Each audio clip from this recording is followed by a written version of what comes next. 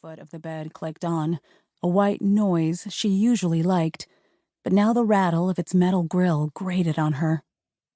Kicking off the covers, she got out of bed and pulled on a flannel shirt over her underwear.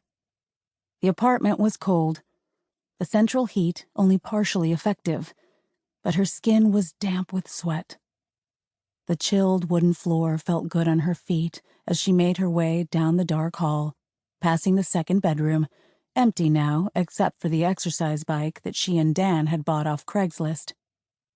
She'd never done much to decorate any of the apartments she'd shared with the various roommates she'd had since college.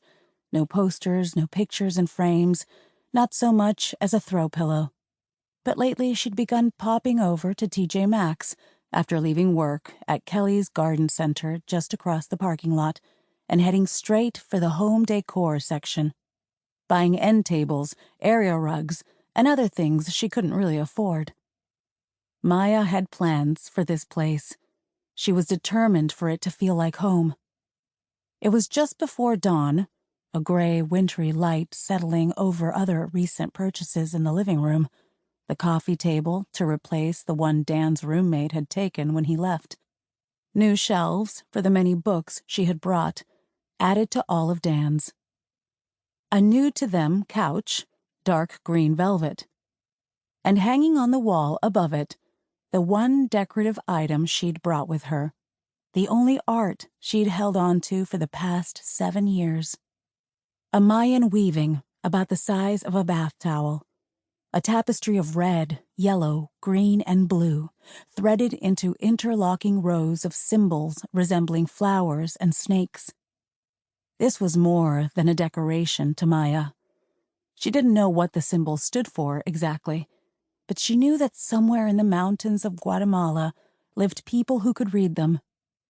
She passed by the tapestry in the dark on her way to the kitchen. The sink held the night's dirty dishes, plates splattered with bolognese. She loved cooking with Dan in their new kitchen, and the food had been fragrant with garlic and fresh tomatoes, but it hadn't tasted right. Or maybe she just wasn't hungry. Or maybe her stomach had been clenched like a fist. Dan had asked if anything was wrong. She had told him she was fine, but she wasn't. Opening a cabinet, she pushed aside a few coffee mugs, tumblers, and wine glasses until she found what she was looking for. A shot glass. A single ounce. That's all she would have, she told herself, and the photo strip magneted to the freezer reminded her why. The photos were from last Halloween, taken in a photo booth at the bar where they'd spent the night dancing with friends.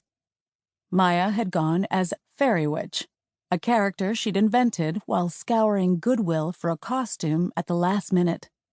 She wore a glittery pair of wings, a pointy black hat, a blue dress with sequins on the collar, and somehow this had landed her second place in the costume contest. Dan was Max, from where the Wild Things are. It had been difficult to find a gray onesie large enough to fit his hardy frame, let alone one that was ethically produced, but Dan had started looking well in advance.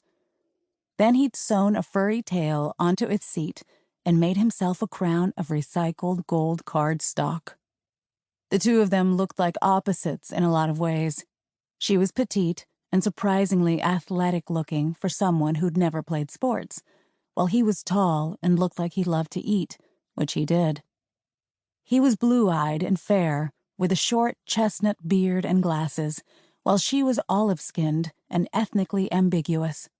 People had always guessed that she was Indian, Turkish, Mexican, or Armenian.